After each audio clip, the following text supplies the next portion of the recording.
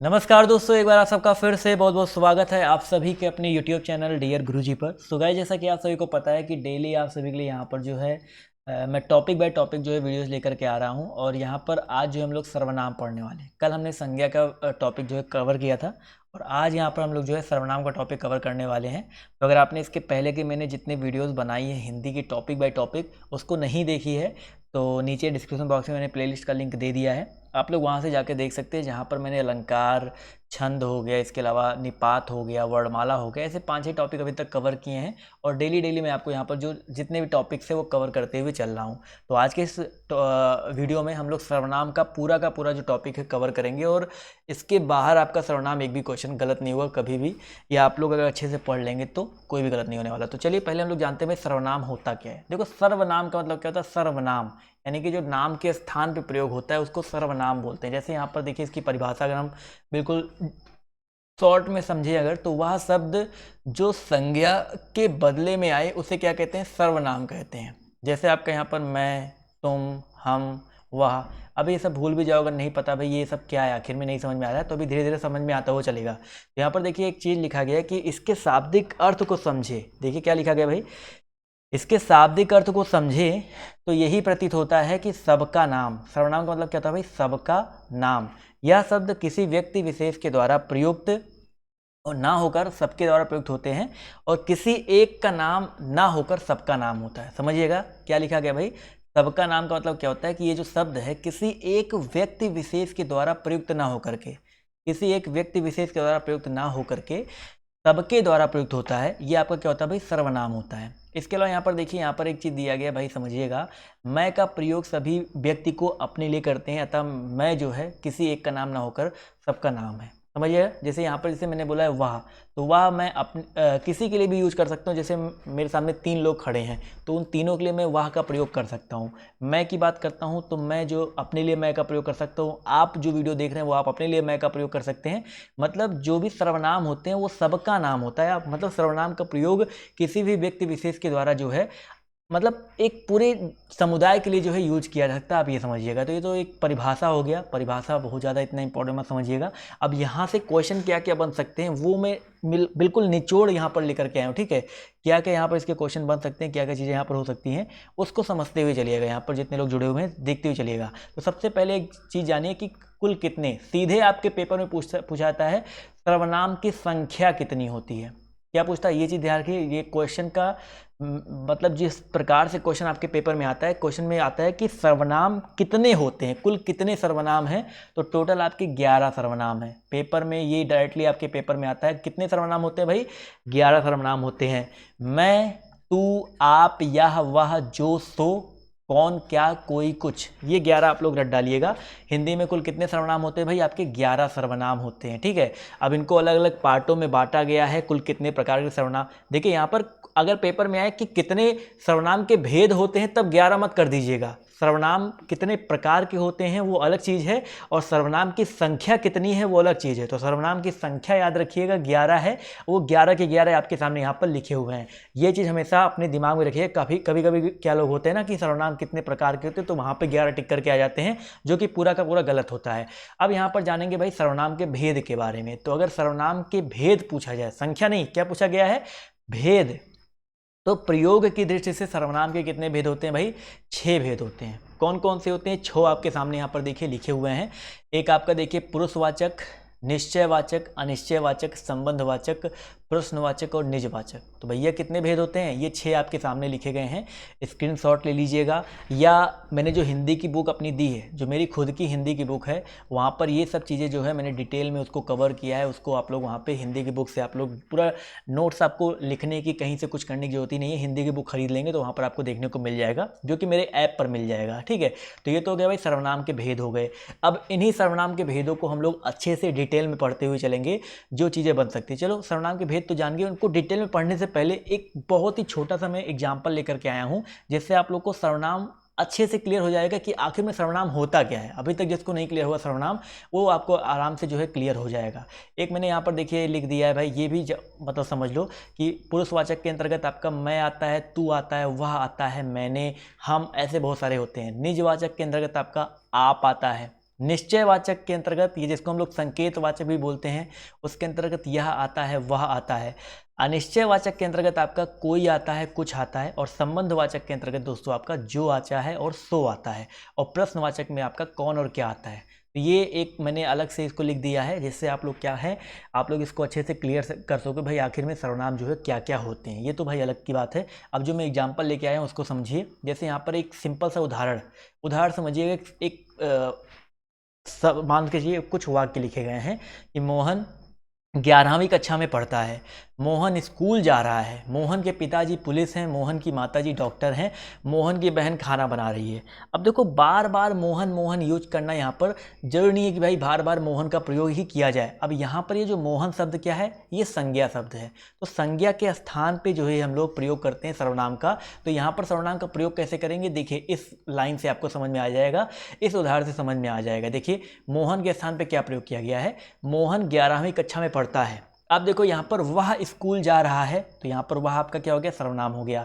मोहन के स्थान पर यूज कर दिया उसके पिताजी पुलिस हैं, तो यहाँ पर उसका क्या हो गया, आपका एक प्रकार से सर्वनाम हो गया। उसकी माताजी डॉक्टर हैं, तो उसकी क्या हो गया, आपका सर्वनाम हो गया। और उसकी बहन खाना बना रही है, तो ये क्या हो गया, आपका सर्वनाम हो गया। तो आई होप आपको ये समझ में आ गया होगा एक्चुअली में सर्वनाम का प्रयोग किया कहाँ पे जाता है, करते कैसे हैं। तो सर्वनाम का प्रयोग के हिसाब से मैंने आपको एक उदाहरण देकर समझा दिया है। अब तो सर्वनाम समझ में आ गया ना, ये हो गया भाई सर्वनाम। अब हम लोग जानेंगे सर्वनाम के भेद जो मैंने आपको बताए थे वो क्या क्या होते हैं, कैसे कैसे होते हैं, उसको भी जान लीजिए।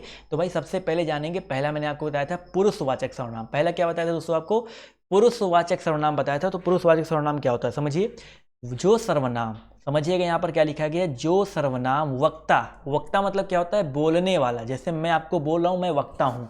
जो सर्वनाम वक्ता, श्रोता, श्रोता मतलब सुनने वाला। अब ऐसे समझो कि यहाँ पर एक व्यक्ति है, जैसे ये मैं हो गया, ये मैं हो गया आर्यन, ठीक है, आर्यन हो गया। अब मैं किसी व्यक्ति, मान लेते हैं एक व्यक्ति कोई दिया गया, दूसरा व्यक्ति खड़ा है जिसका नाम भैया क्या है, मोहित है, समझिएगा। तो मैं जो है, ये मैं आर्यन हो गया, ये मोहित हो गया, तो दो व्यक्ति हो गए। अगर मैं बोल रहा हूँ तो ये वक्ता हो गया, मोहित सुन रहा है, ये श्रोता हो गया। तो ये वक्ता हो गया, ये श्रोता हो गया। तो जो वक्ता होता है वो प्रथम पुरुष होता है, और जो सुनने वाला होता है श्रोता, वो द्वितीय पुरुष होता है। और एक मान लेते तीसरा व्यक्ति यहाँ पर थोड़ा दूर खड़ा है, जो कोई दूसरा व्यक्ति है वो मान लेते कोई और है, ये आपका अन्य पुरुष होता है। तो जो सर्वनाम वक्ता, श्रोता तथा अन्य के लिए प्रयुक्त होता है उसे क्या बोलते हैं हम लोग, पुरुषवाचक सर्वनाम कहते हैं। सभी लोग यहाँ पर बताते हुए चलेंगे। यहाँ पर जो समझ में आ गया ना, वक्ता, श्रोता और अन्य पुरुष के लिए जो प्रयुक्त होता है उसे क्या बोलते हैं हम लोग, पुरुषवाचक सर्वनाम बोलते हैं। अब यहाँ पर ये प्रथम पुरुष होता है, इसे द्वितीय पुरुष या हम लोग मध्यम पुरुष बोलते हैं। जो तीसरा व्यक्ति होता है उसको हम लोग अन्य पुरुष बोलते हैं। अब जैसे यहाँ पर एक समझिएगा, उसने मुझे बोला था कि तुम पढ़ रही हो। तो यहाँ पर देखो उसने, इस वाक्य को समझिएगा, बहुत ही इंपॉर्टेंट वाक्य है। जैसे यहाँ पर उपयुक्त वाक्य को ध्यान से समझेंगे तो उपयुक्त वाक्य को ध्यान से देखने पर पता चलता है कि इस वाक्य में 3 तरह के पुरुषवाचक शब्द आए हैं। समझिएगा, उसने, मुझे और तुम। देखो एक आपका दिया गया उसने, उसने मतलब कोई तीसरा व्यक्ति तो बोलेगा उसने की बात से क्या हो रहा है, कोई तीसरा व्यक्ति बोल रहा है, तो ये आपका अन्य पुरुष हो जाएगा। मुझे यानी मैं अपने आप की बात कर रहा हूँ, तो मुझे आपका क्या हो जाएगा, उत्तम पुरुष हो जाएगा। और यहाँ पर तुम यानी कि मैं जिसके सामने बैठा हूँ उसको मैं तुम बोलूँगा, तो ये क्या हो जाएगा, आपका मध्यम पुरुष हो जाएगा। तो ये आपके 3 तरह के पुरुष होते हैं। अब इन पुरुषवाचक सर्वनाम को कितने भेद में बांटे गए, अभी मैं आपको बार बार बताते चल रहा हूँ। उत्तम, मध्यम और अन्य, उत्तम, मध्यम, अन्य, इसको याद कर लीजिएगा। तो यहाँ पर देख लीजिए तीनों क्या क्या है कि पुरुषवाचक सर्वनाम के, थोड़ा बड़ा कर देता हूँ, चलो भाई चलिए और बड़ा कर दी, इससे आपको दिखता रहे, बस दिखना चाहिए, क्योंकि बार बार कहते हो सर जी जूम नहीं करते हो। अभी दिख रहा है ना, चलिए। तो पुरुषवाचक सर्वनाम के कितने प्रकार होते हैं, देखिए पुरुषवाचक सर्वनाम के 3 भेद होते हैं। आपका एक उत्तम पुरुष होता है, एक मध्यम पुरुष होता है, एक आपका अन्य पुरुष होता है। उत्तम पुरुष क्या होता है समझिएगा, बहुत ही सिंपल है। वक्ता जिन शब्दों का प्रयोग अपने लिए करता है, जैसे मैं अपने लिए क्या क्या यूज कर सकता हूँ, जैसे मैं हूँ, अपने लिए मैं यूज कर सकता हूँ, हम यूज कर सकते हैं, मुझे यूज कर सकते हैं, मैंने, मेरा, मुझको, हमारा, हमें। तो ये जो अपने लिए जो चीज़ें यूज होती हैं वो आपका उत्तम पुरुष होता है। जैसे यहाँ पर मैं, हम, मुझे ये सब दिया गया है ना, तो ये आपका उत्तम पुरुष हो गया। जैसे मैं खाना खा रहा हूँ, मुझे मेरा पेन दे दो, मुझे खाना खाना चाहिए, मुझे कल घूमने जाना है, या हम सब बहुत मस्ती करते हैं। तो ये सब जो वाक्य दिए गए हैं ना, ये वाक्य उत्तम पुरुष के अंतर्गत आते हैं। इसी तरह यहाँ पर बात करते हैं सेकंड भैया मध्यम के बारे में। तो मध्यम पुरुष क्या होता है, जिससे हम लोग ये बातें करते हैं। देखिए जैसे दो लोग आपस में बातें कर रहे हैं, तो दो लोग आपस में बातें कर रहे हैं, ये मान लिए मैं हो गया, ये दूसरा पुरुष हो गया, तो मेरे लिए ये जो आपका हो जाएगा मध्यम पुरुष हो जाएगा। यानी कि जो दूसरा व्यक्ति होता है, दूसरे व्यक्ति को हम लोग कैसे बोलेंगे, और बताओ भाई तुम क्या कर रहे हो, तो तुम आ गया। और बताओ तुम्हारा क्या हाल चाल है, तो तुम्हारा आ गया। आप बताइए क्या कर रहे हैं, आपको और क्या करना चाहिए। तो ये जो दूसरा व्यक्ति जो श्रोता होता है जिसे हम बोलते हैं, तो संवाद करते समय जिन सर्वनामों का प्रयोग करते हैं वो आपका मध्यम पुरुष होता है। तो मध्यम पुरुष के अंदर क्या क्या आता है, तू हो गया, तुम हो गया, तुमको हो गया, तुझे हो गया, आप हो गया, आपको हो गया, और आपके हो गया। क्लियर है, मध्यम पुरुष क्या है। इसी तरह अन्य पुरुष क्या होता है, जैसे दो लोग आपस में बातें कर रहे हो, किसी तीसरे व्यक्ति के बारे में बात करेंगे तो कैसे करेंगे, आप लोग खुद थोड़ा गेस करो। भाई दो लोग आपस में बात कर रहे हैं, मैं किसी से बात कर रहा हूं, मैं अगर किसी तीसरे व्यक्ति के बारे में बात करूंगा तो कैसे करूंगा, अरे यार वो तो मतलब कितना अच्छा खासा आजकल काम करने लगा, तो मैंने क्या किया, वो शब्द आ गया। और बताओ वह क्या कर रहा है, वह मतलब तीसरे व्यक्ति के बारे में बात कर रहे हैं। अब दो लोग आपस में बात करेंगे तो थोड़ा ना बोलेंगे, मतलब मेरे सामने कोई बात कर रहा है तो थोड़ा ना बोलूँगे वह बताओ क्या कर रहा है, तो वह तो तीसरे व्यक्ति के लिए बात करूंगा ना। तो जिन सर्वनाम शब्दों का प्रयोग वक्ता और श्रोता का संबंध ना होकर के किसी अन्य का संबोधन प्रतीत होता है, वहां पर अन्य पुरुष होता है। जैसे वह, यह, उन, उनको, उनसे, इन्हें, उन्हें, ये सब जो आपके शब्द होते हैं आपके अन्य के अंतर्गत आते हैं। तो आई होप अब ये जो पुरुषवाचक सर्वनाम है, सो कॉल्ड पुरुषवाचक, ये आपको यहाँ पर क्लियर हो गया होगा। क्लियर है। अब बात कर लेते हैं हम लोग किसके बारे में, पुरुषवाचक हो गया। ये सब चीज़ें एक बार और रिपीट करके देखेंगे तो और अच्छे से आपको क्लियर हो जाएगा। हम बात करते हैं भाई निश्चयवाचक सर्वनाम के बारे में। निश्चय शब्द से क्या प्रयोग होता है भाई, निश्चय शब्द से क्या यहाँ पर बोध होता है कि कोई चीज़ निश्चित हो गई। ये दूसरे शब्दों में इसको बोलते हैं भाई संकेतवाचक। क्या बोलते हैं, संकेतवाचक। ये चीज समझिएगा, संकेतवाचक सर्वनाम मतलब किसी चीज से किसी को संकेत दिखाया जाए। जैसे जो सर्वनाम, देखिएगा समझिएगा, जो सर्वनाम निकट या दूर की किसी वस्तु की ओर संकेत करे उसे निश्चयवाचक सर्वनाम कहते हैं। जैसे यह लड़की है, मैंने लड़की को संकेत किया गया यह लड़की है, तो यह आपका क्या हो गया, निश्चयवाचक हो गया। वह पुस्तक है, तो वह भी आपका क्या आ गया, निश्चयवाचक। देखो यहाँ पर समझिएगा, वह निश्चयवाचक में भी आ रहा है और अन्य पुरुष में भी आ रहा है। ये हिरन है, ये भी संकेत कर रहा है, ये भी आपका निश्चयवाचक हो जाएगा। वे बाहर गए हैं, तो यहाँ पर देखेंगे जो आपके निश्चयवाचक सर्वनाम है ये सारे के सारे पुरुषवाचक में देखने को मिलते हैं। तो दोनों में मतभेद मत रखिएगा। अभी आपको ये चीज़ भी मैं क्लियर कर दूंगा कि आप लोग को दिमाग में ये मतभेद चल रहा है तो इसको क्लियर कैसे किया जाए। जैसे यहाँ पर यह मेरी पुस्तक है, वह माधव की गाय है, वह राम का भाई है, तो ये सब जो आपका निश्चयवाचक के अंतर्गत आएगा। अब यहाँ पर देखिए आप दिया भी गया कि यह वह सर्वनाम जो है दिया गया है। अभी ये तो समझ में आ गया, संकेतवाचक भी इसको बोलते हैं और निश्चयवाचक भी बोलते हैं। ये चीज़ दिमाग में रखिएगा, निश्चयवाचक इज इक्वल टू संकेतवाचक। अब देखो जो लोग बहुत परेशान रहते हैं कि भैया निश्चयवाचक और पुरुषवाचक में समानता क्या होता है और अंतर क्या होता है, इसमें सब लोग परेशान रहते हो ना, तो ये भी क्लियर कर लो। जैसे यहाँ पर एक शब्द दिया गया, एक वाक्य दिया गया है कि राम मेरा मित्र है, वह दिल्ली में रहता है, तो ये पुरुषवाचक हो जाएगा। क्यों पुरुषवाचक हो गया, क्योंकि राम के लिए प्रयोग किया गया है, इसलिए ये आपका पुरुषवाचक हो जाएगा। और निश्चयवाचक ये कब होगा, यह मेरी गाड़ी है, वह राम की गाड़ी है, तो यहाँ पर देखिए यह और वह किसी के लिए प्रयोग नहीं हुआ। देखो राम के लिए वह प्रयोग नहीं किया गया, गाड़ी के लिए प्रयोग किया गया वह, तो ये क्या हो जाएगा, निश्चयवाचक हो जाएगा। तो आई होप इन दोनों उदाहरण से आपको समझ में आ गया होगा कि कहाँ पर आपको ऑप्शन में पुरुषवाचक टिक करना है, कहाँ पे आपको निश्चयवाचक टिक करना है। ठीक है, अभी जब प्रैक्टिस आपको करवाया जाएगा, मैंने बहुत सारे प्रैक्टिस आपको करवा भी दिए हैं, तो उससे ये सारी चीज़ें आपकी यहाँ पर जो है क्लियर हो जाएंगी। निश्चय क्लियर हो गया ना। निश्चय के बाद क्या आता है भाई, अनिश्चयवाचक। निश्चय के बाद क्या आता है भाई, आपका अनिश्चयवाचक आता है। आप कहोगे भाई अनिश्चय क्या होता है, निश्चय का बिल्कुल विलोम जो आपका होता है क्या होता है, अनिश्चय होता है। जैसे जिस सर्वनाम से किसी निश्चित व्यक्ति या पदार्थ का बोध नहीं होता है उसे हम लोग अनिश्चयवाचक सर्वनाम कहते हैं। जैसे बाहर कोई है, तो दो चीज़ याद रखिए, कोई आपका एक कुछ, ये दो चीज़ समझ लीजिए, कोई शब्द समझ लीजिए और कुछ शब्द समझ लीजिए। ये आपका अनिश्चय यानी कि जो चीज़ निश्चित नहीं है उसका बोध कराते हैं।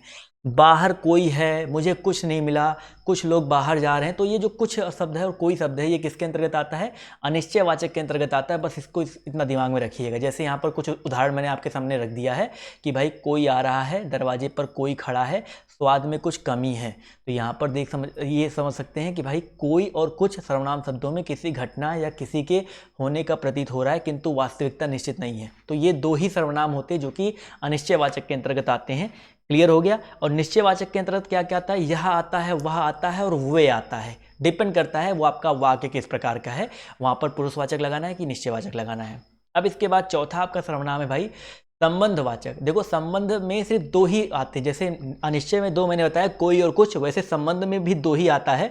लेकिन समझिए संबंध होता क्या है, मतलब एक वाक्य का संबंध दूसरे वाक्य से जहां पे दिखाया जाता है वहां पर संबंधवाचक सर्वनाम होता है। जैसे जो सर्वनाम किसी दूसरी संज्ञा या सर्वनाम से संबंध दिखाने के लिए प्रयुक्त हो उसे हम लोग संबंधवाचक सर्वनाम कहते हैं। जैसे जो करेगा सो भरेगा, तो यही दो चीज याद रखो, जो और सो, इनको याद रखिएगा। जो और सो जो आपके क्या हैं, संबंधवाचक सर्वनाम है। इस वाक्य में जो शब्द जो है संबंधवाचक सर्वनाम है और सो शब्द जो है नित्य संबंधी सर्वनाम, यानी जो के साथ सो आएगा ही आएगा, उसके साथ पूरक है ये मान के चलिएगा।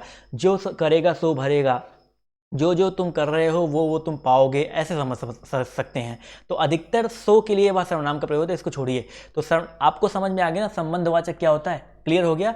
जैसे यहाँ पर जो कर्म करेगा फल उसी को मिलेगा, जिसकी लाठी, देखो यहाँ पर देखिए जो और सो को जिसका और उसका भी बोल सकते हैं, जिसकी लाठी उसकी भैंस, और जो और सो को जैसा कर्म वैसा फल। तो देखिए यहाँ पर कुछ आपके दिए गए हैं, ध्यान समझ लीजिएगा। जो और सो से ही बने, ये सारे के सारे आपके जो और सो से ही बने हैं।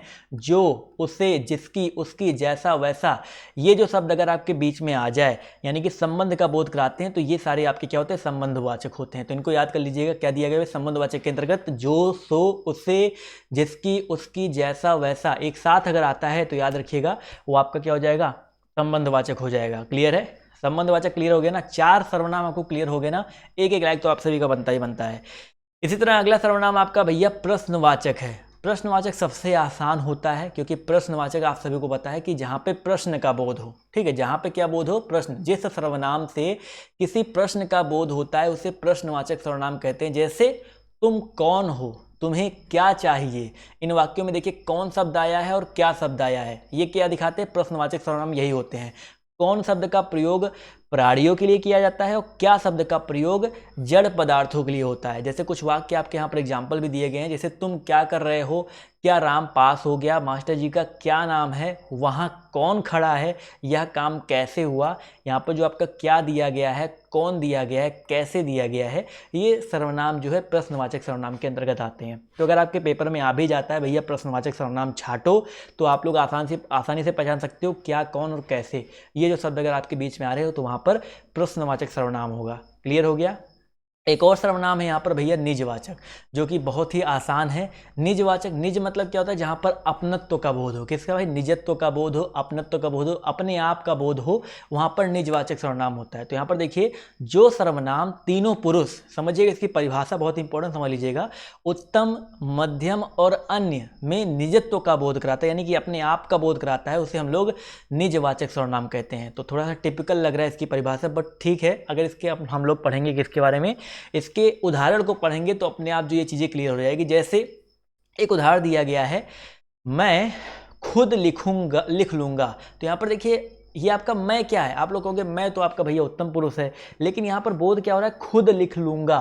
तो यहाँ पर खुद लिख लूँगा, यहाँ पर क्या हो जाएगा आपका निजवाचक हो जाएगा। तुम अपने आप चले जाना, देखो तुम अपने आप चले जाना, अपने आप चले जाना। शीला अपने कपड़े अपने आप धोती है, वह स्वयं गाड़ी चला सकती है। इनमें देखा जाए तो खुद शब्द, अपने आप शब्द और स्वयं शब्द किसका बोध करा रहे हैं, निजवाचक सर्वनाम का बोध करा रहे हैं। कुछ और एग्जाम्पल यहाँ पर देखिए, देख सकते हैं, आपके सामने मैंने रखे हैं।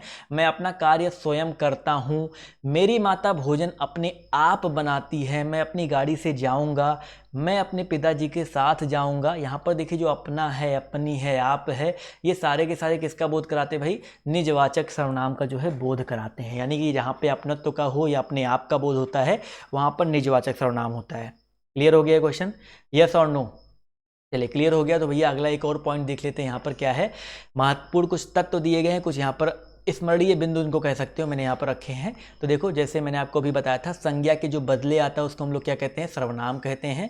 इसके 6 भेद होते हैं, ये मैंने अभी आपको जो चीज़ें पढ़ाई वो फिर से मैं क्लियर करवा देता हूँ। 6 भेद कौन कौन से होते हैं याद रख लीजिएगा भाई। आपका पुरुषवाचक होता है, आपका पुरुषवाचक के बाद निश्चयवाचक, अनिश्चयवाचक होता है। इसके अलावा दोस्तों मैंने आपको बताया था निजवाचक मैंने बताया था, इसके अलावा मैंने आपको क्या बताया था भाई, निजवाचक बताया था। और क्या बताया था भाई हमने, निश्चय अनिश्चय हो गया, पुरुषवाचक हो गया, निजवाचक हो गया, और एक संबंधवाचक हो गया। ये आपके 6 भेद होते हैं। इसके अलावा पुरुषवाचक सर्वनाम के 3 भेद होते हैं, उत्तम पुरुष, मध्यम पुरुष, अन्य पुरुष। ठीक है। इसके अलावा यहाँ पर एक चीज़ यहाँ पर क्या है कि इन शब्दों के भेद, ये तो मैंने आपको लिखवा ही दिया था। उत्तम पुरुष में इसको थोड़ा सा करेक्ट कर लो भाई, ये तुम नहीं होता है भाई। उत्तम पुरुष में मैं आता है और हम आता है, मैं आ गया, हम आ गया, मुझे आ गया, ये चीज़ें होती हैं। मध्यम पुरुष में तू, तुम, आप, ये सब चीज़ें आपको पता ही दिया है, ये तो इंपॉर्टेंट है, बस इसको जानो भाई। निश्चयवाचक निकटवर्ती के लिए किसका प्रयोग करते हैं, यह का और यहाँ का, और दूरवर्ती के लिए दूरस्थ चीज़ों के लिए वह का और वहाँ का प्रयोग करते हैं। अनिश्चयवाचक अगर कोई प्राणी बोध है तो कोई का, प्राणी बुद्ध है तो कुछ का। ठीक है, यानी कि प्राणी बुद्ध है तो आपका कुछ का प्रयोग करेंगे। संबंधवाचक में जो, सो, उसी और उसकी आता है। ठीक है, इसको याद रखिएगा। इसके अलावा दोस्तों यहाँ पर आप एक पॉइंट याद रखिएगा भाई, प्रश्नवाचक में प्राणीवाचक के लिए कौन और क्या आ सकता है। ठीक है, और निजवाचक में आप और अपना आ सकता है। ये तो मैंने सिर्फ आपके एक रिमाइंडर के लिए डाल दिया था, जब आप लोग इसका PDF पढ़ो तो वो चीज़ें जो यहाँ पर आपके क्लियर होती रहे। तो ये हो गए भैया आपके पूरे के पूरे सर्वनाम। तो आपको ये सर्वनाम का टॉपिक कैसा लगा, और अब अगर आपके पेपर में सर्वनाम कुछ भी आ जाता है तो क्या गलत करके आओगे, सभी लोग ईमानदारी से बताइएगा। ठीक है, तो अगर आपको समझ में आया तो एक लाइक कर दीजिएगा, और वीडियो को ज़्यादा से ज़्यादा क्या कर दीजिएगा भाई, शेयर कर दीजिएगा, जिससे और भी लोग जो है इस क्लास में ज्वाइन हो सके, इस क्लास को देख सके। तो आज की इस क्लास में सिर्फ इतना ही। अभी के लिए बाय बाय, टेक केयर, जय हिंद, जय भारत। मिलते हैं आप सभी से नेक्स्ट वीडियो में।